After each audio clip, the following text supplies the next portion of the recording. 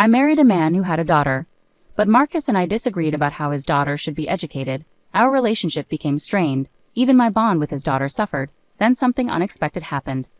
Both my husband and his daughter started ignoring me. They wouldn't respond to my greetings or talk to me. Even when they did speak, they excluded me. Despite my efforts to mend things, nothing helped. Feeling hopeless, I overheard a hurtful conversation between them. I couldn't bear being ignored like this forever, so I made the tough decision to leave home.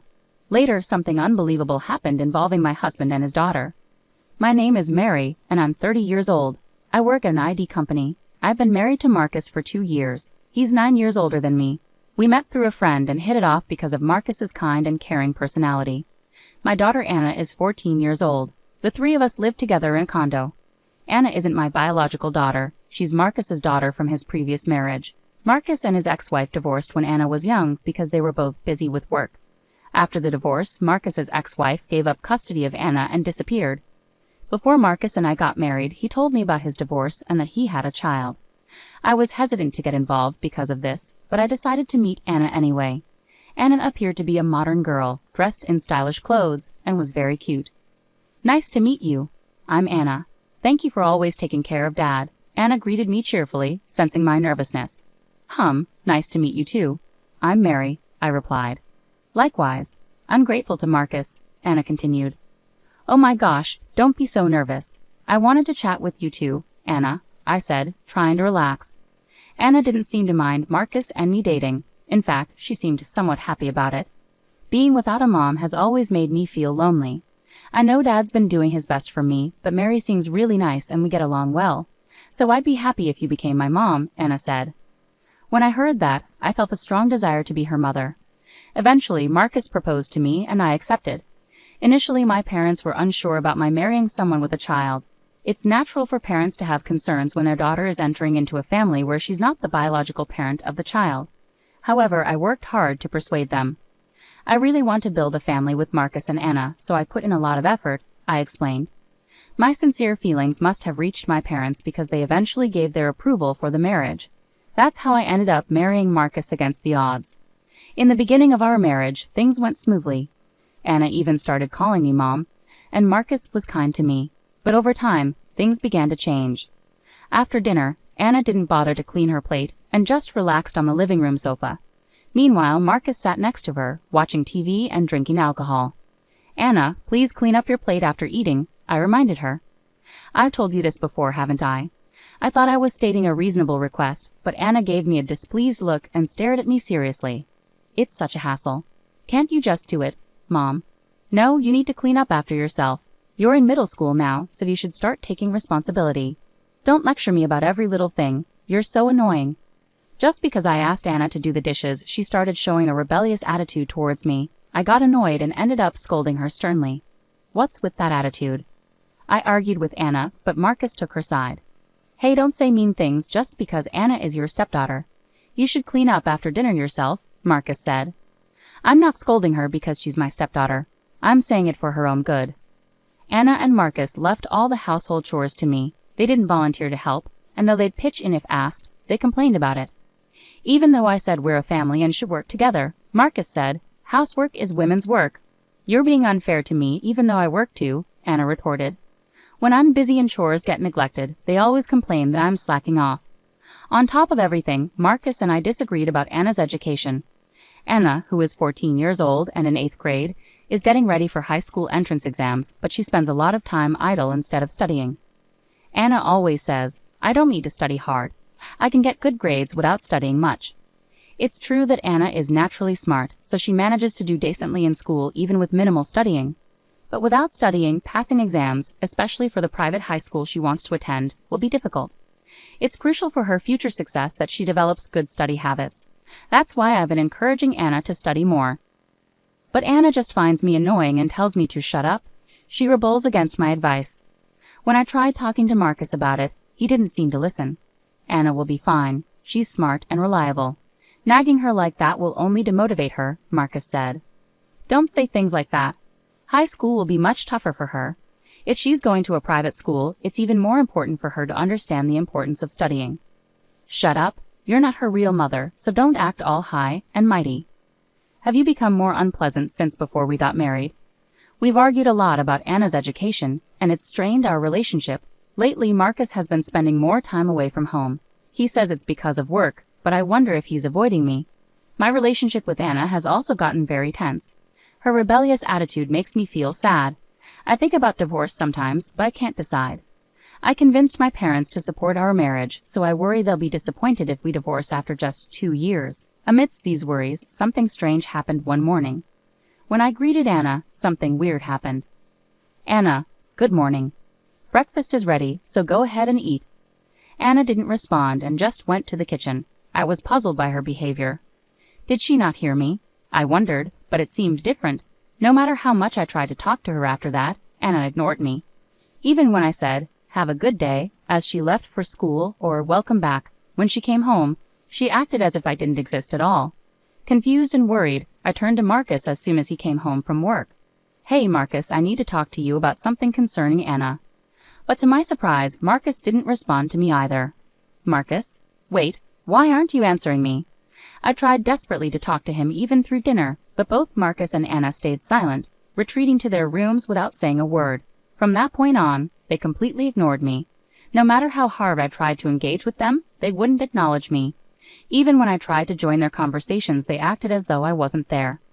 I took on all the household chores and tried to get their attention by making their favorite meals, but nothing seemed to work. Doing everything alone while also working slowly wore me down. On weekends, Marcus and Anna started going out to eat together more often, leaving me behind. Despite us being a family, I felt completely excluded, and it hurt me deeply. How did things come to this? There had been tension lately, but being treated like this was unbearable. I couldn't understand why they had suddenly started ignoring me. Every attempt I made to talk to them was met with silence, and it felt like my heart was breaking. Then one day, a phone call left me astonished. When I came home from work, Marcus and Anna were chatting. Anna said something that shocked me. "Mom is so naive, lol," making a disrespectful comment about me. She proudly said, "We ignored her on purpose, and it worked. Dad and I just acted like she wasn't there, and she ended up doing all the chores without a fuss. We should have ignored her sooner." Dad agreed, plus she's earning our living and keeping the house in order. She used to be cheeky, but lately she's been quieter and more helpful. It's really working out well, lol. I'm starting high school soon and need money, so Mom will have to work harder. LOL. Life is so comfortable now that we're just ignoring her. Lol. Laughing loudly, my husband and daughter were having this conversation, joking about how she was originally hired as a housekeeper. When I overheard them, I lost my patience completely. I'll never forgive them. They'll both pay for this. The next morning, after getting ready, I greeted Marcus and Anna, but as usual, they ignored me. Anna even clicked her tongue. After they left, I packed my things and left the house. When I unexpectedly returned later that day, my family was surprised. But when they heard what had happened, they were supportive. "You can stay as long as you need," they assured me. My parents sympathized, saying, "It must have been so tough." Their concern made me want to cry. Despite urging my parents to accept Marcus in the first place, I expected blame, but they cared more about me than anything else. A few days later, Marcus called me in a panic while I was relaxing at my parents' house. When I answered, annoyed, he immediately started shouting, "Where the hell are you? How dare you, as a mother, gallivant around like this? Aren't you ashamed? Get back home right now." I couldn't believe he was yelling at me like this, especially after not hearing from him for so long. Fed up, I told him firmly, "No, Marcus, I'm not coming back. I'm divorcing you. I can't deal with you anymore." "What? What nonsense are you talking? Stop acting like a child just because I ignored you for a while. We're not getting divorced," he insisted, probably because he didn't want to lose the help around the house. But then I dropped a bombshell. "No, we are getting divorced because you're cheating, aren't you?" That call I received earlier wasn't from his work. It was from his mistress's husband. Marcus hadn't been working late. He'd been meeting his lover. When he and Anna went on vacation, he was out to dinner with someone else. During their conversation, I overheard something unsettling. "Dad's lover, she's beautiful and pretty. I wish she was my mom so I could brag about it to everyone at school." "I agree with you, but she's married. Besides, I can't have her doing housework. Her hands are too beautiful. Housekeeping is for someone simple like Mary." Marcus never imagined I knew about his affair. I hit him with another bombshell. "I'm filing for divorce and demanding alimony. I've also sold our apartment. You need to leave." The apartment where we lived was bought by my father before we married and was in my name. So I hired movers and secretly moved all my belongings to a new place. After we left, I sold the old apartment and bought a new one for myself, with my father's support. I also sent Marcus and Anna's things to his parents' house with a letter explaining everything. They had nowhere else to go now that Marcus's brother's family lives with their parents and he's estranged from his father. On top of it all, he was cheating, which will likely lead to him being disowned by his family. Marcus, feeling trapped, desperately begged for forgiveness over the phone. "I'm sorry. I got carried away. I love you, Mary. Please forgive me." He apologized sincerely, but forgiveness wasn't something I could give him. I tried so hard to build a real family with them. I scolded Anna because I was worried about her future. I argued with Marcus because I wanted us to think about our daughter Anna together as a couple. But Marcus and Anna ignored me and hurt me over trivial reasons, like wanting an easy life or having things their way. I can't live with people like that anymore. You and Anna don't want a family, you just want a maid to boss around whenever it suits you, right? I've tried to make a family with you, but it's been a painful experience. I can't stay with people like you forever. I'm not thinking like that. I'm truly sorry. Anna wants to apologize to her mom too. She's not a mean-spirited girl who mocks others. Didn't Anna say she wished she had a beautiful mom? Maybe she'd be happier with someone else besides me. Just stay away from me. With that, I hung up on Marcus. A few days later, the divorce with Marcus was finalized through a lawyer. I demanded compensation from both him and his lover. Apparently, the lover's husband also demanded compensation from them. Marcus used up his savings, but it wasn't enough, so he had to take out a loan to pay both of our compensations. Marcus and Anna got kicked out of their apartment and now live in a cheap, old one. Anna borrowed money from her parents to pay the damages and is now working at a relative's factory. Just when Mary thought it was all over, Marcus unexpectedly asked for reconciliation. "Hey, Mary, please give us another chance." "Why are you saying this now? We're already divorced. We're strangers. Don't contact me." "Don't say that. Anna is in trouble right now." Marcus explained that because of his debts, they couldn't afford Anna's tuition at the prestigious Pratt High School she dreamed of attending. Anna reluctantly enrolled in a public high school where she ended up being disliked and isolated by her classmates due to her difficult personality. Anna, feeling rejected by her classmates, has become withdrawn and spends her days taking out her frustrations on Marcus.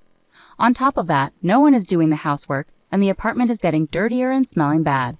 They might even get evicted soon. Marcus tearfully told his story, but I realized it was all his fault. "I won't get back together with you. Don't contact me again." I firmly refused to reconcile and blocked Marcus's number. Now I'm living peacefully at my parents' house and focusing on my work. After everything that happened with my family, I'm not thinking about marriage for a while. Right now, I just want to become better at judging men.